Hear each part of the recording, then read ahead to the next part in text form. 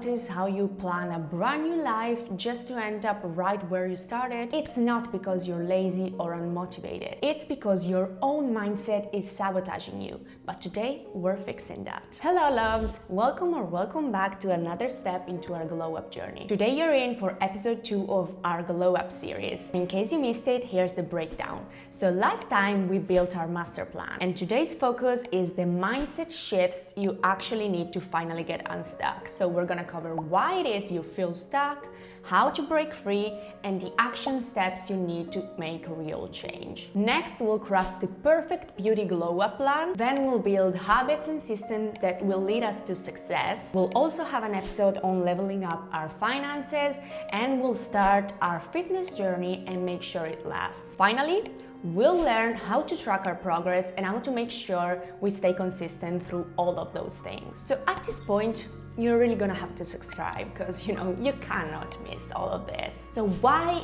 is it that you're stuck? Why is this cycle happening? You basically one day decide you want to change, you want to glow up, right? So you start doing some things, you start taking some action. At one point it doesn't work, or you feel unmotivated and you stop doing things, you just quit. And then some time passes and you decide you want to glow up again. And that's going over and over and over again. This is the cycle you're stuck in. You need to get that this is not accidental. There are very good reasons why this is happening over and over again. You're not stupid, you're not lazy, I promise you. So the culprit is actually thoughts and behavior patterns that are keeping you stuck. They reinforce the same outcome over and over again. One of the main reasons is false beliefs. So pay attention to all of those excuses you tell yourself. For example, I need motivation to start. I need to do it when I truly feel ready. Stuff like that. That's just your brain trying to keep you safe. It's creating a barrier between you and the thing you're afraid of doing. Our brains will always make sure we stay in the familiar, we stay in what we know, because the unknown, it's scary and it could be, deathly. So that's why you're making up all of these excuses. So pay attention on what it is that you're telling yourself so you can get back to why is it you feel scared, why is it you're not doing it, why is it you're not taking action. Another reason could be lack of clarity. Basically, if you don't have a roadmap, it's pretty difficult to get to the destination. And for example, that could lead to decision paralysis. So you notice you're wondering if all of these little decisions are the right decisions, and you're just stuck there because you can't decide. Also, you need to think about directionless efforts. So you're actually doing something, but you don't know where you're going. So every step you take, it feels wrong, basically. To make you truly understand that, imagine you're in a city you don't know, you've never been there, and you have no Google Maps, no whatever. You feel directionless. You're trying to go somewhere, but you really don't know where, you don't know how you're gonna get there. That's basically what you're doing right now with your life. So it makes sense you feel the way you feel. We cannot not talk about comfort zone and fear of failure. So basically, when we're scared, we convince ourselves that it's better to stay where we are, because that way we don't risk failing. We can keep our cozy comfort zone blanket on, and that's just familiar, again, that's what our brain does. And sometimes we self-sabotage ourselves with perfectionism. So we set impossible standards for us to reach. I'm so very guilty of this.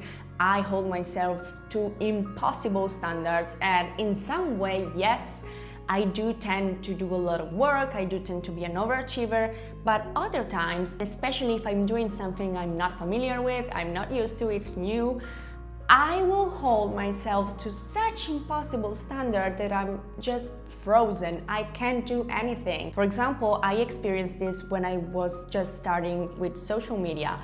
I could not publish my first video because it needed to be perfect. People needed to, be engaged and whatever stuff that is. I just end up not posting for a very long time. Also, pay a lot of attention to your environment. So social media, but even family and friends, because sometimes even the people that love you the most can, end up make it more difficult and reinforce your old habits because they know you as one person and you're trying to change that, but they don't want you to change to some degree. And obviously this is all subconscious.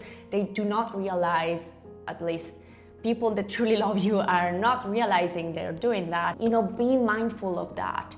Just trust in yourself and go your own way. It's going to be difficult.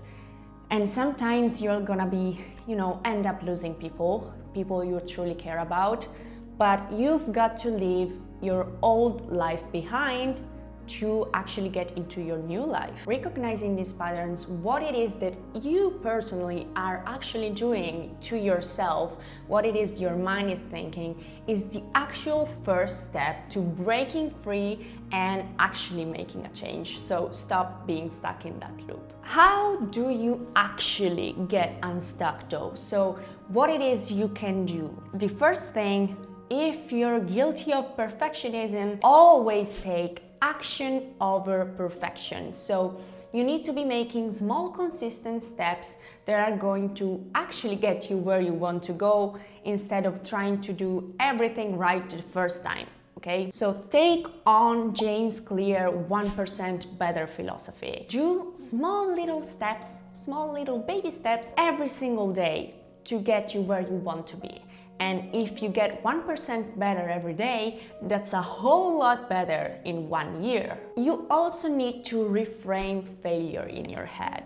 So when we make mistakes is actually where we learn the most. And I'm sure you've experienced this in your life to some degree. Failure is actually needed for success. The way you get really good at something is by doing it over and over again, putting in the reps, right? You try the first time, you suck, and you revise and you say, okay, this little thing is, I could do it better, I could try this way. Next round, you do that better, but okay, I'm doing that thing, also that thing wrong.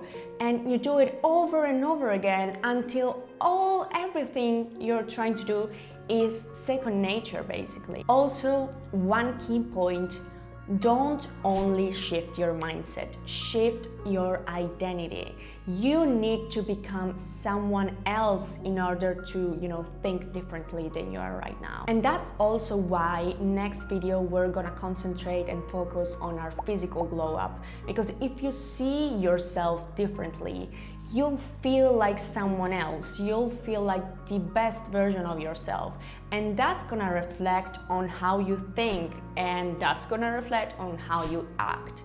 So, don't miss it. Feel free to comment on what I just said, like looking the part is feeling the part, because I really want to know your opinion on that. Alrighty, let's get to action steps. What are some actions you can take today to, get unstuck? Step 1, visualize yourself as your future self, living your dream life. If you need some help, you can use the ChatGPT prompt we used in the last episode. I'll link it in the description. Close your eyes and imagine your future you.